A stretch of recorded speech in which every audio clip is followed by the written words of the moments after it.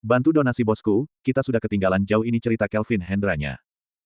Mari bantu donasi agar kita bisa kejar ceritanya sampai akhir. Kalau tak ada donasi, yang beginilah tak bisa banyak-banyak update-nya. Kelvin Hendra. Bab tahun 1115 sampai tahun 1118. Lonceng Elisa masih berayun-ayun. Saat ini, Sophie masih bergerak mendekati pintu besar itu. Kelvin menatapnya sekilas dan tiba-tiba dia mengerutkan alisnya. Dia menemukan bahwa ada perubahan besar yang muncul dari diri Sophie. Saat Sophie mendekati pintu besar itu, kabut yang ada di pintu perlahan mulai menyelimuti tubuhnya. Sekarang ini, Sophie tampak mempesona saat dibalut dengan kabut tersebut. Rambutnya terurai dan tubuhnya sedikit melayang. Dia mengenakan gaun putih dan melayang-layang di udara. Aku bisa mengatasi kedua sampah ini. Teriak Dimas Wibowo. Kau hentikan dia. Jika terlambat, konsekuensinya akan sulit dibayangkan. Kelvin mengangguk. Dia merigerakkan kakinya dan bergerak ke arah Sophie. Bas. Tepat pada saat itu, ada beberapa bayangan yang bergerak ke arah Kelvin dan mengepungnya. Kelvin merasakan krisis dan segera mundur. Bayangan demi bayangan merayap di atas tanah, sebelum akhirnya menjulang ke atas bagaikan pisau tajam. Kelvin menoleh. Dia melihat Cecil dari atas hingga bawah dan menemukan bahwa dia sudah berada di tingkat Ningdan. Di wajahnya, ada garis-garis hitam yang sangat mengerikan. Tak terhitung banyaknya bayangan yang mengepung Ibu Safira. Saat ini, garis-garis hitam sedang melingkupi tubuhnya, seolah ingin menelannya. Apa ini adalah manusia Gu? Aneh sekali. Manusia Gu yang dikendalikan oleh seseorang berada di tingkat Ningdan. Kelvin merasa terkejut dalam hatinya. Siapapun tidak akan bisa menghentikan kami untuk harta karun timur, kata Cecil dengan suara dingin, siapa yang berani mencegah kami, dia akan mati. Saat ini, Cecil sangat berbeda dengan saat pertama kali ditemui oleh Kelvin. Kini, gadis itu mirip seperti mesin pembunuh yang dingin. Pertama kali bertemu dengan gadis itu, dia tampak sangat lembut dan baik hati. Ketika itu, walau dia terluka, tapi dia masih berusaha untuk menurunkan anak-anak dari bas yang kecelakaan. Cecil. Kelvin berteriak rendah. Hentikan semua ini. Aku tidak tahu kenapa kau bekerja sama dengan Damar dan datang ke tempat ini, tapi kau tidak boleh menyakiti orang di depanmu. Cepat lepaskan dia. Dia adalah ibu kandungmu. Ucapan Kelvin membuat Dimas dan Ibu Safira sama-sama gemetar. Ibu Safira, tampaknya saat ini masih belum menyadarinya, tapi setelah mendengar ucapan Kelvin, matanya memancarkan sinar tajam. Cecil pun merasa terkejut. Tidak jauh dari situ, Damar tiba-tiba berkata, jangan percaya padanya. Kau adalah pembawa sial. Orang-orang yang mengenalmu, semua akan mati dan mendapatkan nasib buruk. Di dunia ini, hanya aku satu-satunya yang tidak akan terpengaruh olehmu. Di dunia ini, hanya aku satu-satunya yang baik padamu. Kau adalah seorang yatim piatu. Kau tidak punya keluarga. Aku adalah satu-satunya keluargamu. Dengarkan ucapanku. Bunuh mereka. Kalau tidak, mereka akan membunuhmu. Kata Damar. Mata Cecil yang awalnya sempat ragu-ragu, setelah mendengar ucapan Damar, akhirnya kembali menjadi teguh. Kelvin mengerutkan keningnya dan merasa bahwa seolah Cecil ini telah dikendalikan oleh Damar dengan energi spiritualnya. Apa yang sebenarnya mereka alami selama ini? Tubuh petaka. Tiba-tiba, suara menggema di telinga Kelvin. Kelvin mengerutkan alisnya. Dia belum sempat bereaksi, tapi mulutnya sudah tiba-tiba terbuka sendiri, sebelum akhirnya piringan hitam tiba-tiba keluar dari mulutnya dan melayang-layang di sampingnya. Piringan dewa. Piringan dewa. Dalam sekejap, semua orang mengenali piringan ini dan mereka semua tampak kaget. Piringan dewa adalah senjata yang sering diceritakan dalam legenda-legenda. Selama ini, piringan dewa tidak pernah muncul di mata publik, termasuk saat Kelvin bertemu dengan Cecil sebelumnya. Anak muda. Di telinga Kelvin, suara dari jiwa piringan terdengar, aku sudah menemukan tuanku. Mari kita berpisah di sini. Kelvin mengerutkan alisnya. Dia belum sempat bereaksi, tiba-tiba piringan itu sudah lebih dulu terbang ke arah Cecil. Sebuah energi menyeruak darinya dan piringan dewa mulai bersinar. Sebuah cahaya abu-abu turun dan melingkupi tubuh Cecil Wibowo. Cecil seperti hendak meronta. Bayangan di sekelilingnya sedang bergerak dari arah samping. Cecil. Damar kembali mengingatkannya dengan suara pelan, aku adalah satu-satunya tuanmu. Apa yang sedang kau lakukan? Bunuh mereka untukku. Teknik rendah manusia Gu ingin mengendalikan tuanku. Jiwa piringan itu mencibir dingin. Dalam sekejap, cahaya abu-abu melingkupi tubuh Cecil.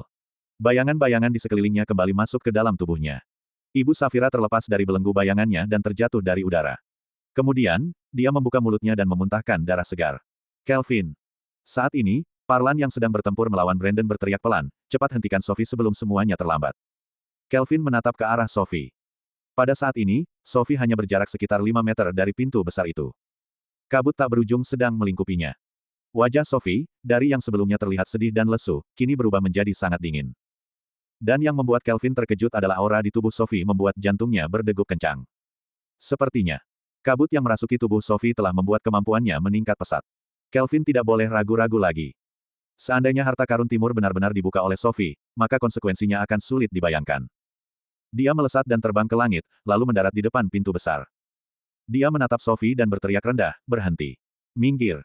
Elisa menggeram, kami sudah sejauh ini, bagaimana mungkin aku membiarkanmu menghalangi kami? Dia menggerakkan lonceng tembaganya dan hendak mengendalikan Kelvin. Di atas kepala Kelvin, sebuah kuali hitam berputar dan menepis energi yang berasal dari lonceng tersebut. Tidak mempan. Wajah Elisa berubah. Dia menatap tungku hitam di atas kepala Kelvin dengan tampang terkejut. Apa itu? Kelvin tidak menjawab pertanyaannya. Sebaliknya, dia menatap Sophie dan berkata, Sophie, aku dan kakakmu datang untuk menjemputmu pulang. Jangan lanjutkan semua ini. Ikutlah pulang bersamaku. Sambil bicara, dia langsung menarik Solie ke arahnya. Wajah Elisa berubah drastis.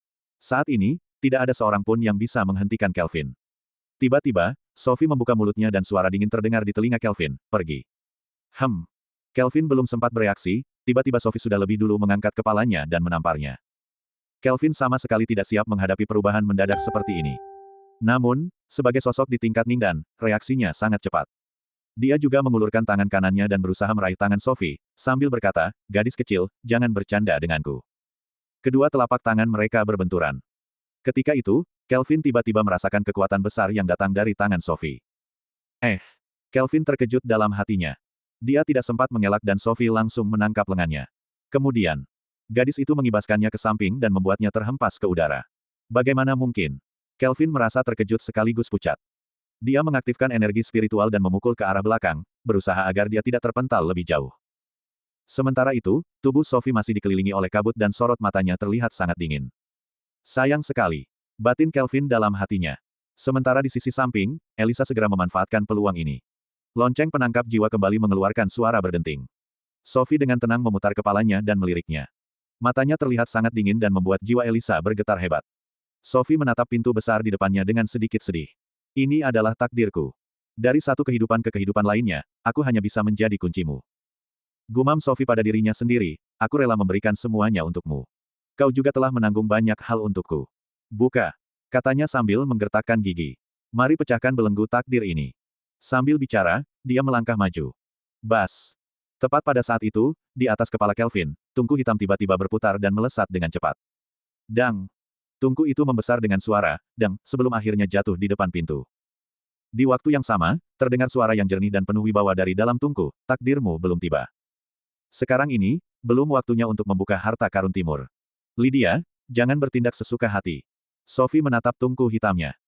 Dalam tatapan matanya yang dingin, muncul sedikit rasa manja, lantas dia berbisik pelan, bahkan kau terluka sampai separah ini. Aku sudah terjebak di sini sangat lama. Walau aku bereinkarnasi dan memulainya lagi, aku tidak akan bisa menghindari takdir.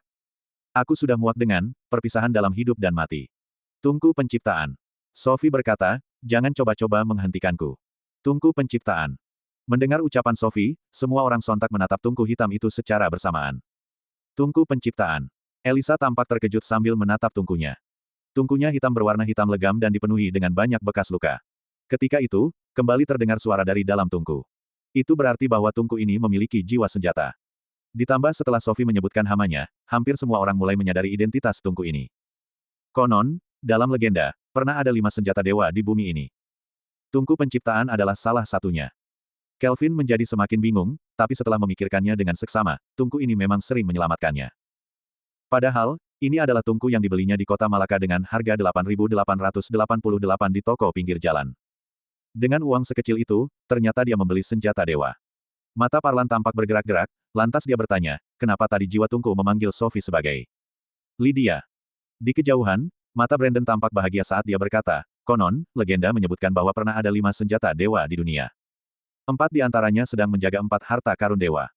Jika tungku penciptaan ini memanggilnya sebagai Lydia, maka kemungkinan besar, wanita ini adalah jiwa pedang Lydia. Pikiran Kelvin terus berputar.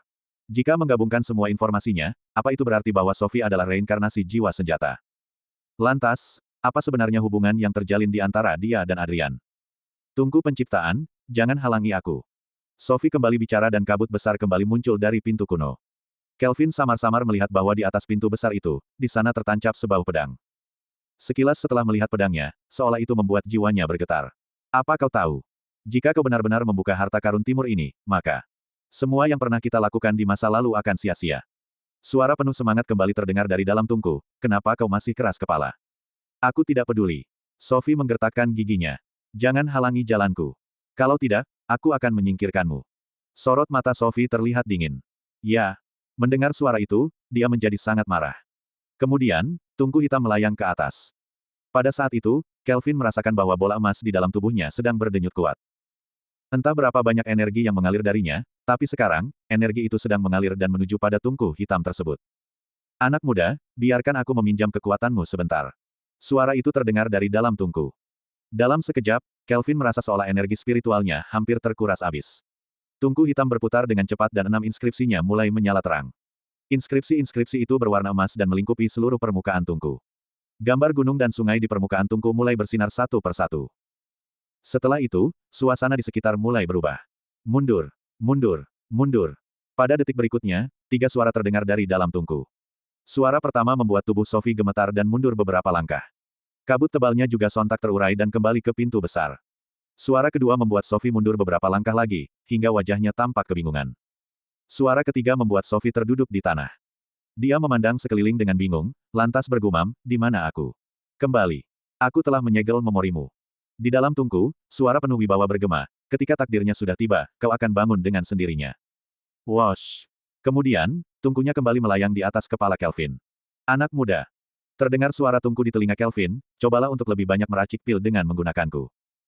Jika memungkinkan, cari lebih banyak bahan langka dan berkualitas tinggi. Semakin baik kualitasnya, maka itu juga akan semakin mempercepat proses pemulihanku. Sekarang, aku akan kembali tidur panjang. Ketika suaranya meredup, inskripsi di permukaan tungku perlahan mulai padam. Pada suatu titik waktu, tiba-tiba tungkunya menyusut dan berubah menjadi seberkas sinar hitam, sebelum akhirnya masuk ke mulut Kelvin.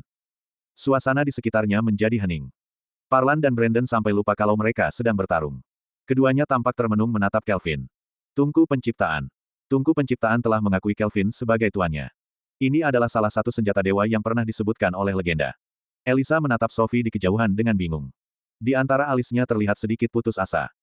Padahal, hanya satu langkah lagi dia akan berhasil, tapi kini kembali gagah. Anak muda. Teriakan penuh kemarahan terdengar, ternyata kau diakui oleh jiwa senjata dewa. Aku tidak akan membiarkanmu. Brandon mengepalkan kedua tangannya dan berteriak, serang. Setelah itu, dia menarik busur dan anak parahnya. Energi spiritual berkumpul dan membentuk sebuah panah cahaya. Detik berikutnya, dia melepaskan jarinya dan panah yang terbentuk dari energi spiritual, sontak melesat cepat ke arah Kelvin. Bersambung.